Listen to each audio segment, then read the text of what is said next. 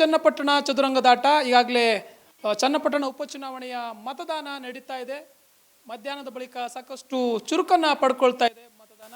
ಒಟ್ಟಾರೆಯಾಗಿ ಇಲ್ಲಿವರೆಗೂ 67.63% ಮತದಾನವಾಗಿದೆ. ಇಲ್ಲಿವರೆಗೂ ಕೂಡ ಸಾಕಷ್ಟು ಜನರು ಹೊರಗಡೆ ಇರುವಂತಹ ಜನರು ಕೂಡ ಚನ್ನಪಟ್ಟಣಕ್ಕೆ ಬಂದು ತಮ್ಮ ಎಲ್ಲೆಲ್ಲಿ ಪೋಲಿಂಗ್ ಇದೆ ಅಲ್ಲೆಲ್ಲಿ ಆ ಒಂದು ಇದಕ್ಕೆ ಬಂದು ಮತದಾನವನ್ನು ಮಾಡ್ತಾ ಇರುವಂಥದ್ದು. ಸಾಕಷ್ಟು ನಿರೀಕ್ಷೆಯನ್ನು ಹುಟ್ಟುಹಾಕಿರುವಂಥ ಹೈ ವೋಲ್ಟೇಜ್ ಕ್ಷೇತ್ರ ಚನ್ನಪಟ್ಟಣ. ಕಾಂಗ್ರೆಸ್ನಿಂದ CP ಯೋಗೇಶ್ವರ್ ಅವರು ಸ್ಪರ್ಧೆ ಮಾಡಿದರೆ, BJP ಹಾಗೂ JDS ಒಟ್ಟಾರೆ NDA ಮೈತ್ರಿಯಿಂದ ನಿಖಿಲ್ ಕುಮಾರಸ್ವಾಮಿ ಅವರು ಸ್ಪರ್ಧೆಯನ್ನು ಮಾಡಿರುವಂಥದ್ದು. ನಿಖಿಲ್ ಕುಮಾರಸ್ವಾಮಿ ಅವರು ಬೆಳಿಗ್ಗೆ ಕೆಂಗಲ್ ಹನುಮಂತಯ್ಯ ದೇವಸ್ಥಾನಕ್ಕೆ ಭೇಟಿ ನೀಡಿ ಅಲ್ಲಿ ಪೂಜೆ ನಡೆಸಿದ್ರು. CP ಯೋಗೇಶ್ವರ್ ಅವರು ಕೂಡ ತಮ್ಮ ಪತ್ನಿ ಜೊತೆಗೆ ಮತದಾನವನ್ನು ಮಾಡಿದರು. ಸಾಕಷ್ಟು ನಿರೀಕ್ಷೆಯನ್ನು ಹುಟ್ಟುಹಾಕಿರುವಂಥ ಈ ಚನ್ನಪಟ್ಟಣ ಉಪಚುನಾವಣೆ ರಾಜ್ಯದಲ್ಲಿ 3 ಕಡೆ ಸಂಡೂರು, ಶಿಗ್ಗಾವಿ ಹಾಗೆಯೇ ಚನ್ನಪಟ್ಟಣ ಈ 3 ಕಡೆ ಉಪಚುನಾವಣೆ ಇದ್ದರೂ ಕೂಡ ಚನ್ನಪಟ್ಟಣದತ್ತ ಎಲ್ಲರ ದೃಷ್ಟಿ ನೆಟ್ಟಿದೆ.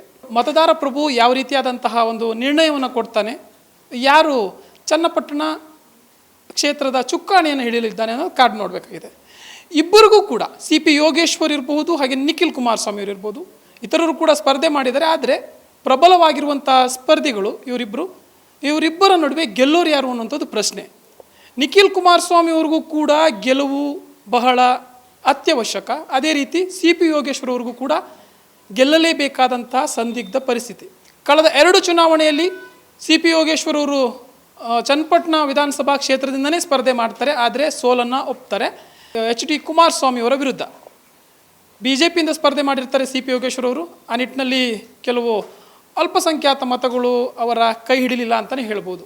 ಕಳೆದ 2 ಚುನಾವಣೆಯಲ್ಲೂ ಕೂಡ ಬಹಳ ಅಂತರದಲ್ಲಿ ಸೋಲಿಲ್ಲ CP ಯೋಗೇಶ್ವರ್ ಅವರು. ಆದರೆ ಈ ಬಾರಿ ಚಿತ್ರಣ ಬದಲಾಗಿದೆ. CP ಯೋಗೇಶ್ವರ್ ಅವರು ಕಾಂಗ್ರೆಸ್ನಿಂದ ಸ್ಪರ್ಧೆ ಮಾಡಿದ್ದಾರೆ. ಸೊ ಆ ನಿಟ್ಟಿನಲ್ಲಿ ನೋಡೋಕೆ ಹೋದರೆ ಒಂದಷ್ಟು ಅಲ್ಪಸಂಖ್ಯಾತ ಮತಗಳು ಕೂಡ CP ಯೋಗೇಶ್ವರಿಗೆ ದೊರೆಯುತ್ತೆ.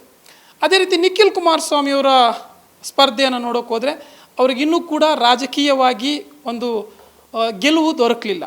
ಲೋಕಸಭಾ ಚುನಾವಣೆ 2019 ಲೋಕಸಭಾ ಚುನಾವಣೆ ಮಂಡ್ಯದಲ್ಲಿ ಸ್ಪರ್ಧೆ ಮಾಡ್ತಾರೆ ನಿಖಿಲ್ ಅವರು, ಅಲ್ಲೂ ಕೂಡ ಸೋಲನ್ನು ಒಪ್ತಾರೆ. ಅದರಾದಮೇಲೆ ಕಳೆದ ಚುನಾವಣೆ 2023 ಚುನಾವಣೆಯಲ್ಲಿ ರಾಮನಗರದಿಂದ ಸ್ಪರ್ಧೆ ಮಾಡಿ ನಿಖಿಲ್ ಕುಮಾರಸ್ವಾಮಿ ಅವರು ಸೋಲನ್ನು ಒಪ್ತಾರೆ. ಆ ನಿಟ್ಟಿನಲ್ಲಿ ನಿಖಿಲ್ ರಾಜಕೀಯ ಭವಿಷ್ಯದಲ್ಲಿ ಇನ್ನೂ ಕೂಡ ಗೆಲುವನ್ನು ಪಡೀಲಿಲ್ಲ.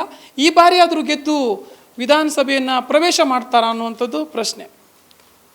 ಈ ಉಪಚುನಾವಣೆಯಲ್ಲಿ ಎಲ್ಲರೂ ಕೂಡ ಅಂದರೆ 2 ಪಕ್ಷದವರು ಕೂಡ ಸಾಕಷ್ಟು ಪ್ರಚಾರವನ್ನು ನಡೆಸಿದ್ರು, ಸಾಕಷ್ಟು ರಣತಂತ್ರಗಳನ್ನು ಕೂಡ ಹೆಣೆದ್ರು. ಆದರೆ ಎಲ್ಲೋ ಒಂದು ಕಡೆ ನಿಖಿಲ್ ಕುಮಾರಸ್ವಾಮಿ ಅವ್ರ ಬಗ್ಗೆ ಹೇಳಬೇಕು ಅಂತಂದರೆ 3 ಹಂತದಲ್ಲಿ 3 ಕಡೆಗಳಲ್ಲಿ ಅವರ ಪ್ರಚಾರ ಸಾಗ್ತಾ ಇತ್ತು.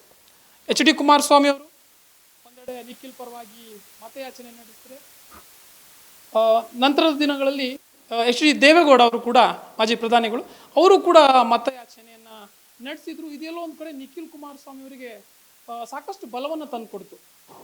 ಕುಮಾರಸ್ವಾಮಿ ಅವ್ರ ಬಗ್ಗೆ ಇರಬಹುದು, ಹಾಗೆಯೇ ದೇವೇಗೌಡರ ಬಗ್ಗೆ ಇರಬಹುದು, ಚನ್ನಪಟ್ಟಣದಲ್ಲಿ ಸಾಕಷ್ಟು ಒಲವಿದೆ, ಅದಂತೂ ಖಂಡಿತ. ದೇವೇಗೌಡರು ಚುನಾವಣಾ ಅಖಾಡಕ್ಕೆ ಎಂಟ್ರಿ ಕೊಟ್ಟರು, ಆವಾಗ ಸಾಕಷ್ಟು ಭಾವನಾತ್ಮಕವಾದಂತಹ ಒಂದು ವಾತಾವರಣ ಚನ್ನಪಟ್ಟಣದಲ್ಲಿ ಉದ್ಭವ ಆಯಿತು. ಇದಕ್ಕಿಂತ ಹಿಂದಿನ ಚಿತ್ರಣ ಬೇರೆದ್ದೇ ಆಗಿತ್ತು. JDSನಿಂದ ಅಥವಾ ಮೈತ್ರಿಯಿಂದ ಯಾರು ಸ್ಪರ್ಧೆ ಮಾಡ್ತಾರೆ ಅನ್ನುವಂಥದ್ದು ಪ್ರಶ್ನೆ ಇತ್ತು. CP ಯೋಗೇಶ್ವರ್ ಅವರ ಸ್ಪರ್ಧೆ ಬಗ್ಗೆ ಕೂಡ ಕೇಳಿ ಬರ್ತಾ ಇತ್ತು. ಆದರೆ CP ಯೋಗೇಶ್ವರ್ ಅವರಿಗೆ ಅಲ್ಲಿ ಟಿಕೆಟ್ ಕೈ ತಪ್ಪಿದ ಕಾರಣ ಅವರು ಕಾಂಗ್ರೆಸ್ನಿಂದ ಸ್ಪರ್ಧೆ ಮಾಡಿದರು.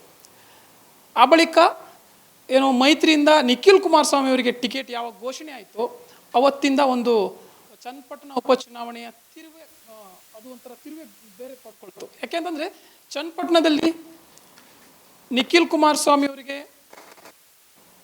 ಒಂದು ಹಿಂದಿನ ಅನುಕಂಪದ ಅಲೆ ಈ ಬಾರಿ ಕಾಣಿಸ್ತಾ ಇತ್ತು. ಅಂದರೆ 2 ಬಾರಿಯ ಸೋಲಿನ ಅನುಕಂಪ ನಿಖಿಲ್ ಅವರ ಮೇಲಿತ್ತು. ಆ ನಿಟ್ಟಿನಲ್ಲಿ ನಿಖಿಲ್ ಅವರು ಕೂಡ ಈ ಬಾರಿ ಒಬ್ಬ ಪ್ರಬಲ ಸ್ಪರ್ಧಿಯಾಗಿ ಕಾಣಿಸ್ಕೊಂಡ್ರು. ಆದರೆ CP ಯೋಗೇಶ್ವರ್ ಬಗ್ಗೆ ಮಾತಾಡೋದಾದರೆ ಕಳೆದ 2 ಚುನಾವಣೆ ಸೋಲು ನಿಜ, ಆದರೂ ಈ ಬಾರಿ ಕಾಂಗ್ರೆಸ್ನ ಬಲ, ಸರ್ಕಾರ ಕೂಡ ಕಾಂಗ್ರೆಸ್ ಇರೋದ್ರಿಂದ ಅದರ ಬಲ ಕೂಡ ಇದೆ. ಹಾಗೆಯೇ DK ಸಹೋದರರು ನಿರಂತರವಾಗಿ CP ಯೋಗೇಶ್ವರ್ ಅವರ ಕೈ ಹಿಡಿದಿದ್ದು ಈ ಚುನಾವಣೆಯಲ್ಲಿ.